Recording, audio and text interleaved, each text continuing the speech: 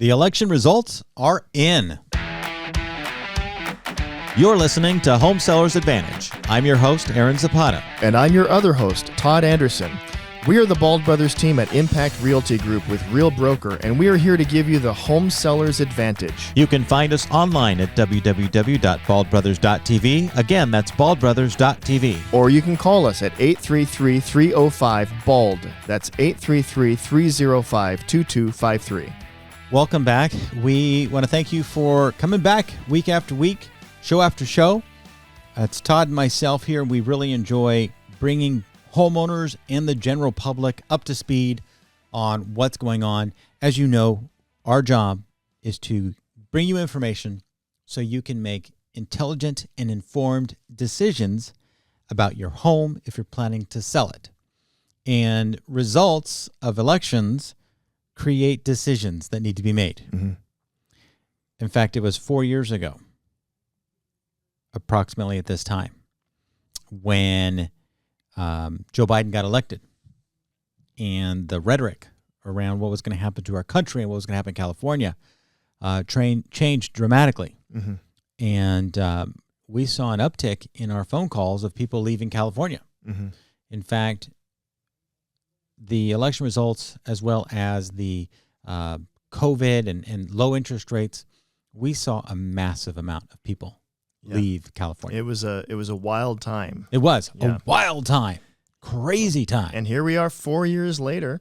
Yep. And so this is Decision 2024 Aftermath. This is the election episode. And actually, we are now a week after the election. And interestingly enough, we wanted to get this episode out earlier. And we actually had done this episode last week.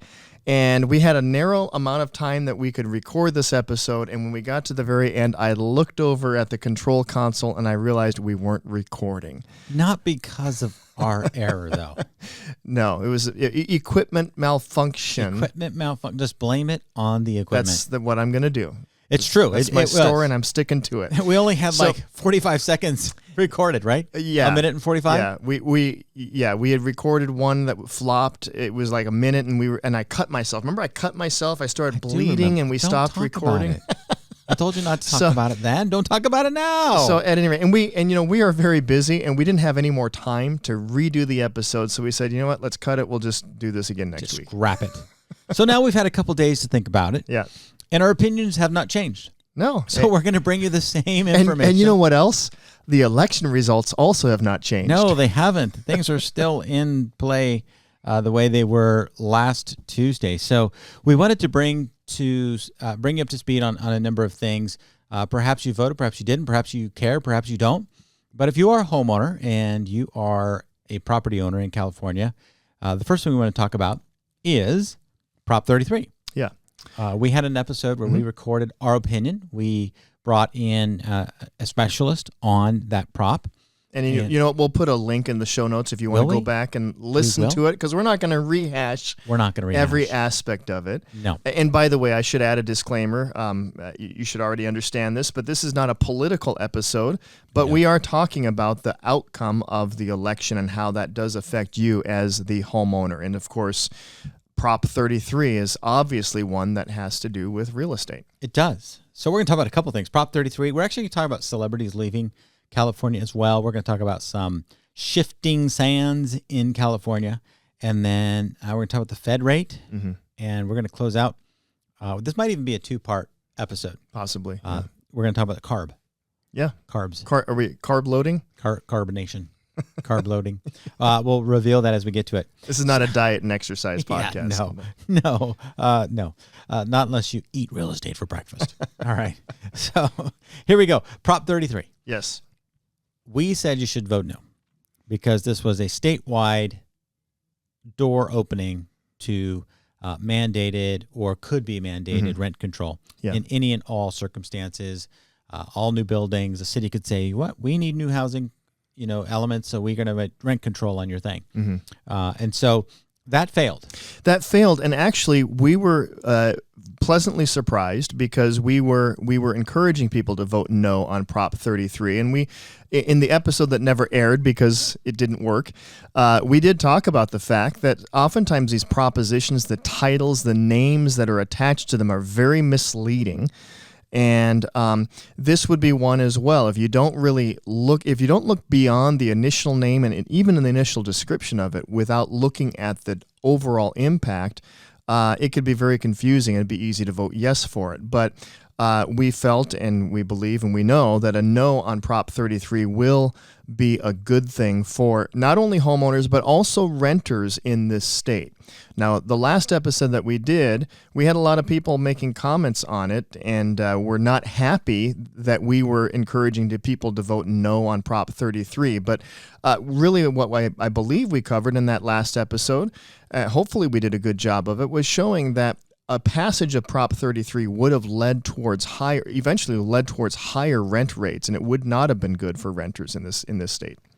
Well, and since we scrapped the old episode, I was looking on Twitter, and there's a lawyer in Santa Monica, and he knows that the idea of rent control for those that are living under it enjoy it, but those that own the land where it's imposed upon do not like it. And he was just giving 3 examples where through rightful eviction, meaning that these people breached the contract either through non-payment or some other form of breach, kicked out tenants. And he says on average, his case is, according to these numbers, $2,700 current rent being paid in Santa Monica.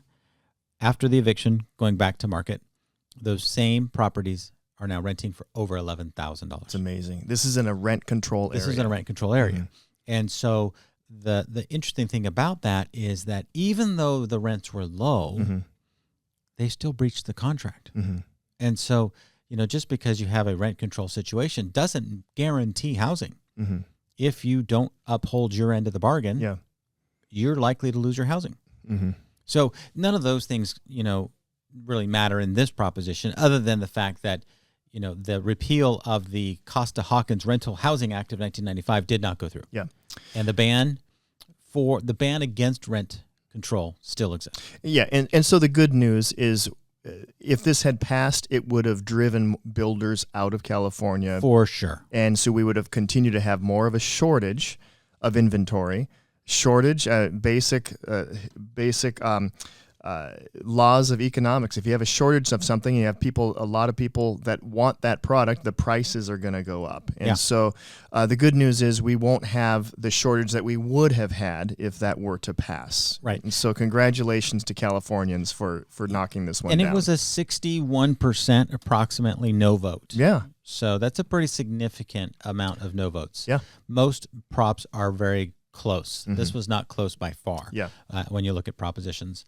What's interesting was we do have the housing element that is currently working its way through California. And this is a mandate from Sacramento upon each city to increase their housing supply. This is separate and apart from a vote, separate and apart from propositions. This is a government mandate that cities then have to make proposals to the state on how they're going to carry out the requirement in that city. Here in Orange County, Irvine has to build like 50,000 more new housing units. Yorba Linda, where I live, 2,700 and some housing units have to be built over the next, I believe, 9 years. And so that's the one way to create affordable housing is by adding more of it. Yeah. You take that and you throw in the fact that seems to be that more people are leaving California than are coming. And we should see a balance of supply at some time in the future if we keep building more housing and have less need for housing. Yeah. So rent control is a symptomatic approach to high-cost housing. Yeah. The housing element, like it or not, does improve the number of units in the marketplace, which then should create a balance of housing. Yeah. So the bottom line, what you just said, you said it greatly. Thank you. The best way for rent control is to have more of it, more homes available. More homes available. How do you have more homes available? You create an environment that make it advantageous for people to want to build homes and invest in them. Right. And Prop 33 would have taken away that. And it would have said, no, we're going to keep the homes here, and we're going to put control on it. Right. Which would have been the wrong thing. So I think we've covered that one. We have. Yeah. So that is now passed. It is. It was shot down, and so rent control statewide, not in the books. Until the next time it comes up. It will come up again, guaranteed. Yeah. So next one was Prop 36. Prop 36 is not a real estate proposition. Mm-hmm. However, safety in our neighborhoods, criminals in our neighborhoods, the ability for police to capture and punish criminals in our neighborhoods has a great effect on housing. Absolutely. And so Prop 36 also passed with wild, passage rate. Yeah. Yeah. Prop 36 did something to correct something that really did a lot of damage to this state. And what was the previous one? How long ago was it that the previous one came out that lowered or that raised the standards for felonies when it comes to theft? I am looking for that information. It wasn't that long ago. It wasn't. But basically what Prop 36 did, and I'm not looking at it, I'm just speaking from memory, but it basically made it punishable for criminal activity of theft lower than $950? It overturned Prop 47. 47, okay. Overturned Prop 47, which eliminated or reduced the punishment for theft of anything under, I think it was $950. $950, yeah. Yeah. Well, and when Prop 47 passed, it was underneath this title called Make Neighborhoods Safe Again kind of name. And it's called Safe Neighborhoods and Schools Act. That's right. Yeah. Okay. So, and this is kind of goes back to your idea that you can't trust a proposition by the names of the titles because they have to be approved by a judge. They have to go before a panel. And if the judge doesn't like it, whether or not he's for it or against it, he can rule against a name that is very obvious and support a name like this one, which is called Safe Neighborhoods and Schools Act, because the theory was that we're going to get these low-level criminals out of prison back into their homes so they can be with their kids, and all the money raised and the money saved is going to go into our school system. Well, y'all know how that worked out. Crime in California through the roof. Retail theft organizations, RTOs, formulated and ransacking Nordstrom's, even at the Dodgers, parade where they celebrated their win of the World Series. Nike boarded up their building, but people still broke through the plywood and was stealing the shoes. Yeah. And they can do that without any fear of harm. Yeah. Until this one passed. So this had the opposite effect of what the title of the proposition said. Yes. Yeah. And I remember talking with police officers when this kind of went through, and specifically for his city, and I don't know if it's all cities, but specifically for his cities, if the same person was not arrested for the same crime at the same store for the third time, they would not even try to prosecute. They wouldn't do anything. Yeah. So if Joe Schmo robbed from store A and got caught, and then went and robbed from store B and then got caught, and then robbed from store C and got caught, they would still not prosecute because they had to prove a repeated pattern of crime from the same store. From the same store. Like that was their police department's way of like carrying out Prop 47. Yeah. Which is why all of a sudden all the crime went through the roof. Yeah, California's got sick of it. And so fortunately that passed, which repealed that previous proposition. Yes. And how does that affect real estate? Well, if safer homes, safer communities lead to safer environments for you to raise a family. And that, of course, increases the marketability, the property value of your home. And so we're hoping it won't have an immediate effect, but down the road, as hopefully crime will go down, we'll see an increase in the livability of certain areas. And if you're just tuning in to us, we're the Bald Brothers team here at Impact Realty Group at Real Broker. And you can head over to our website at baldbrothers.tv, baldbrothers.tv. That was interesting. It was. My voice kind of Correct there. It's these allergies. Your second time living through your teenage years. Yes. So head over to our website. You can call us at 833-305-BALD. That's 833-305-BALD. And we're talking about all things real estate as it pertains to the homeowner or the landowner. And that's what we're talking about today is some of the election results and how that's affecting the market. Mm-hmm. So we kind of talked about this a little bit, but in the last 4 years, we've had lots of people leave California. Mm-hmm. This election was surprising in the results that we're seeing in California. Yeah. There were 9 counties. Mm-hmm. I don't know if it That still stands. Flipped, but that was the number that was yeah. the last Some of days. that's being contested is my understanding as they're finalizing some of the counts. Right. But there's 9 counties that flipped from blue to red. So this is a red shift in California. Oh, red shift. Not just I think red shift is astronomy, right? When you determine how far away bodies are in space based off of the visible. Anyways, Todd not when real it comes estate to related. science, is like way smarter than me. So I don't know what a red shift is, other than the fact that we've lived through it now in California. Okay, California red shift. Yeah, and so we were joking, like right after the election, because a lot of our clients are people that leave California. Yeah, About 3/4 of my clients, your clients, sell their homes and leave. And leave California because they're looking towards red environments. They want to shift to red states. It's no surprise we work with a lot of conservatives that leave. Yeah. And so in this election, we were joking that now that so much of California has shifted, we might not get those phone calls. Yeah. And I still think that's a legitimate reality. Yeah. Well, I know that Orange County shifted red. So I said we might have people shifting from Los Angeles County selling and moving to Orange County. Maybe that's what we'll have. That's true. That's true. So if you are living in LA County listening to this or watching this and you want to move to Orange County, obviously we can help in both of those areas. Southern California is our backyard, so we can help you out. But I feel like that movie scene in Dumb and Dumber where the guy says, "You're telling me there's a chance," right? Like this, he's just hoping for hope, right? And he's like, "You're telling me there is a chance." Is that movie? Yeah, that's all that right. one. Yeah. Okay, so I saw a long time ago. That one and the parrot with his head taped back on. I do not. That was remember another great scene. But Okay, yeah, all right. Yours is better. Okay, so we have that telling me there's a chance, and I do believe that if there were people that are on the fence about staying or going, that perhaps they are looking at the shift and being like, "Nope, we're staying. Yeah, we're going to stay. We're going to fight. Yeah. We're going to do whatever." There's a lot of great reasons to live in Southern California. I love living in it's California. Great environment, great weather.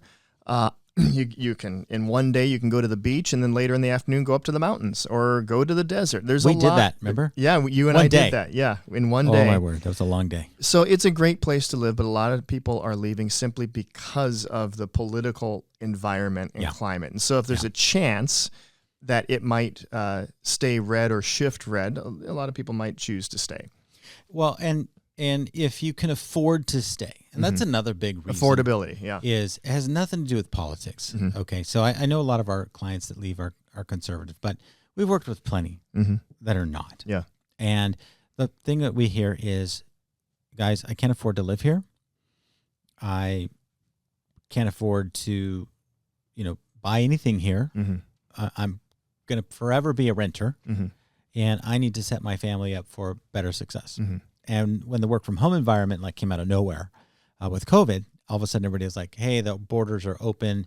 I can from work, state to state. I can move anywhere. I can move anywhere I want. I can go anywhere in the Keep world. my salary." Exactly, and move to a cheaper part. Well, a lot of the places that used to be a lot cheaper are no longer a lot cheaper because wealthy Californians left California and moved and drove prices well, up. and when I say wealthy, it doesn't mean that they made a ton of money, but they had houses that were worth $600, $700, $800, $2 million, moving to places where the average home was $300,000. So they moved up, and they're cash heavy because they've sold their real estate, and they can afford to pay top dollar, which of course drives the prices up. Yeah, and so the inequality of pricing is not so distinct anymore, and so now I think there's going to be a lot of people that are thinking, "Hey, I'm just going to hang out here. Yep, I'm going to continue to do good works. the works that I can do the best, and I'm going to enjoy it, and there might be hope. Yep. So that's something that we deal with on a regular basis. Yep. So the red shift in California. How about let's go to the next one. Celebrities leaving. Celebrity. California? I'm looking on. Yes, celebrities leaving California. What about it? So when people were celebs. Get the paparazzi out. We got to follow them. Yeah, yes. We got to know what they're doing. Celebrities. This is our celebrity section important of the podcast. No, the fact is celebrities vowed that if Trump got into office, they were going to not leave California. They're going to leave the country. Some did. And they're going to move out. Yes. And so the question is, which celebrities are leaving not just California, but leaving the United States of America for greener pastures? If you know them, please refer the Bald Brothers to them. We'd love to sell their home. Yeah. We certainly can do that. They can pick and choose where they want to live. We will happily sell their homes. Mm-hmm. So Grant Cardone, I saw offered his plane to anybody that wants to fly out of the country. Mm-hmm. I also have some friends who own some private charter companies. And if you need a flight, private, don't want to tell anybody, let me know. We'll put you in touch with a couple of guys, and they can take care of that for you as well. Mm-hmm. So some of you aren't celebrities, but you've made that decision. You told a couple of people, and you want to leave. We can help with that. So, but there are other celebrities that have left. Okay, this is a big deal. Like a big celebrity that was pretty vocal about it, Jillian Michaels. Left for Florida this year.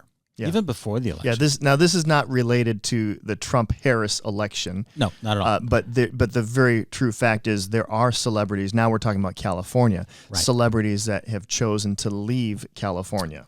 And Elon Musk has had an open and notorious fight with Gavin Newsom over many different issues. And he has, pledged to leave.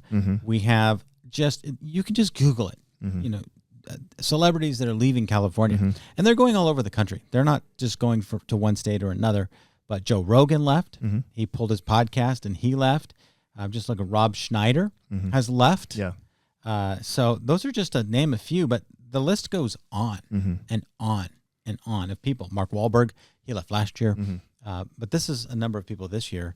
And I think we're going to continue to see that shift regardless of how the election plays out now into the Trump presidency next year, because in the announcement of the Trump presidency, Gavin Newsom assembled a meeting last Friday to go to war, defend against the Trump administration.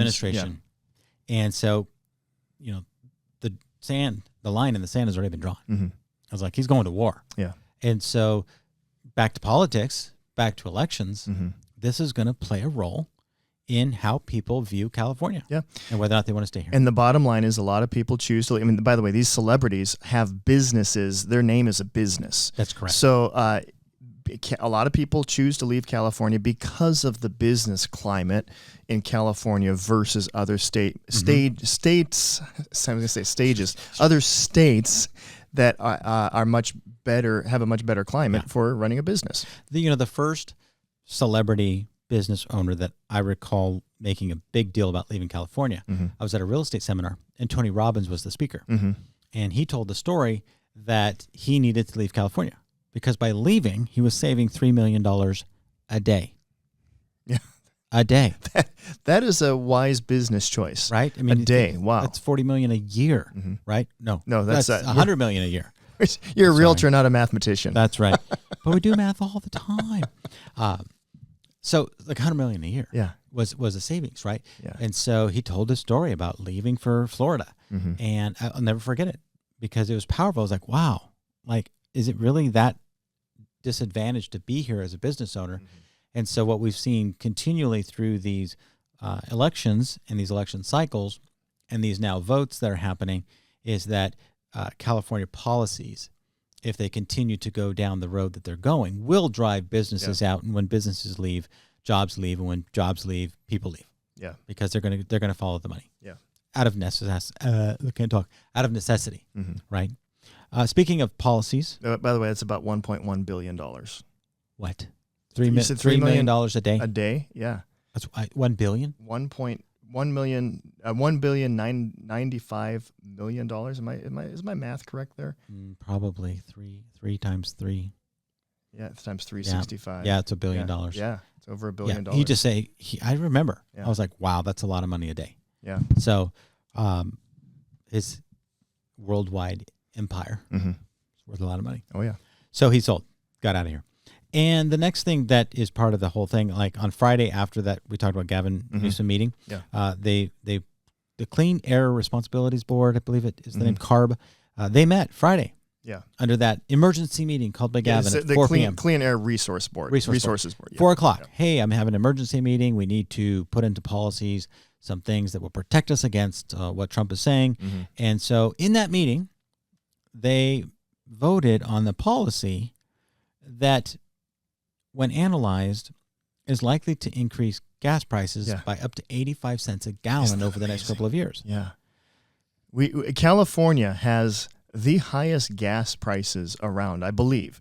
Second to Hawaii. Okay, Hawaii is higher.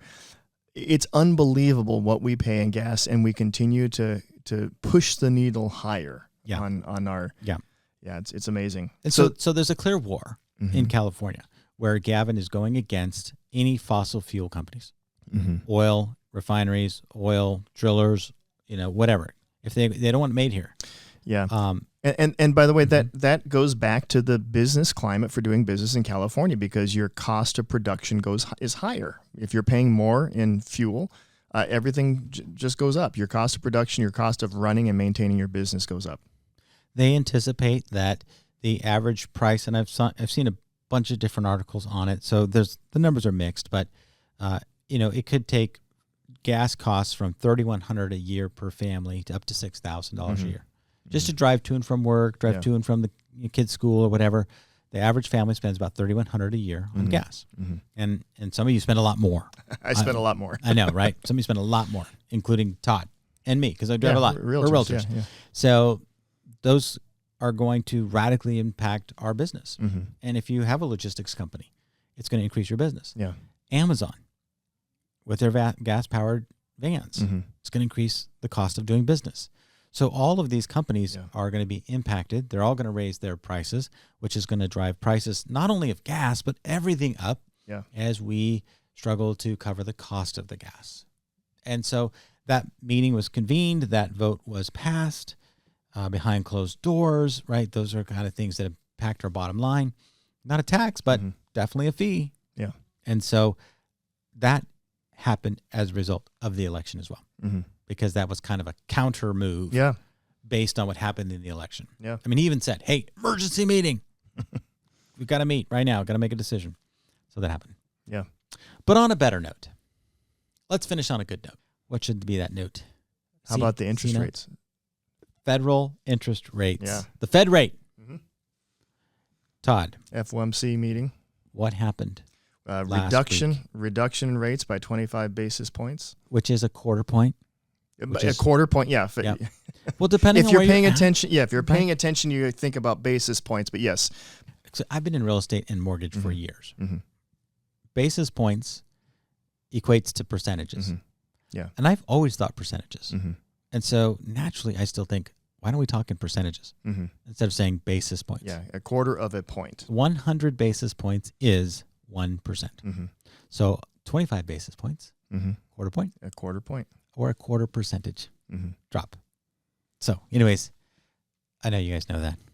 I just wanted to talk about it. Okay, all that to say, does this have a direct effect on your mortgage rates? Not necessarily, but it does have an effect on overall, like your car loans and your revolving credit and that sort of thing. Your credit card bills. Was that? Did you hear that? Was that? I did hear that. Okay. That was my computer. Oh, it's your computer making noise. Okay, gotcha. Because it lost internet connection. I've got this in here. Okay. Because it lost internet connection. Okay. And we are plugged into the computer. Well, hey, the good thing is the red button is still glow, which means we're still recording. Yes. So this is a great note. Yeah. Federal interest rates came down, which is the amount that you can borrow from the Fed and none of you borrow from the Fed. Yep. You always borrow from companies that borrow from the Fed. From the Fed, yeah. And so your rates may come down, your credit card rates may come down, but the mortgage rates are not tied directly to the Fed. They're tied to a whole nother element in our economy, the 10-year Treasury bill, and that has come down a little bit, not as much. Mm-hmm. And so we do expect rates to drop off a little. Mm-hmm. But rates are indicative of risk. Yeah. And there's still risk in the market. There's still risk as to try to understand how the election is going to play out in terms of policy and things like that. So rates will stay pretty stable through the end of the year and probably through the inauguration once we kind of figure out how it's all going to play out. So will rates go down between now and the end of the year? Probably. But if you're waiting to buy a house, don't wait. Now's the time. Yeah, don't gamble on that because, hey, if your mortgage rates go down, guess what happens? Prices end up going up because you have more competition. Yep. Buyers jump back in. Buyers jump back in, and all of a sudden, now that home that you were looking at making an offer for $800,000, you've got 5 other people bidding on it, and now you got to write it for $850 or whatever. Right. So don't wait. Don't play that game. Unless you can afford to do that. But most of us, it doesn't make sense to do that. So that's where we're going to leave it today. We are going to leave it on a fact that the Fed cut the rates. Yep. And if you are thinking about buying or selling real estate here in sunny Southern California, we are the Bald Brothers team at Real Broker. We'd love to talk to you. Yep. Give us a call, 833-305-BALD. You'll hear it again at the closing credits.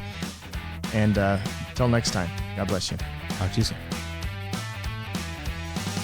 Thanks for listening to the Home Sellers Advantage. The Bald Brothers team is a licensed DBA of Real Broker, licensed by the California Department of Real Estate, number 02022-092. Again, we do not give any real estate, legal, or financial advice. If you'd like to reach out to us, you can call us at 833-305-BALD, or you can reach us online at baldbrothers.tv. Equal housing opportunity.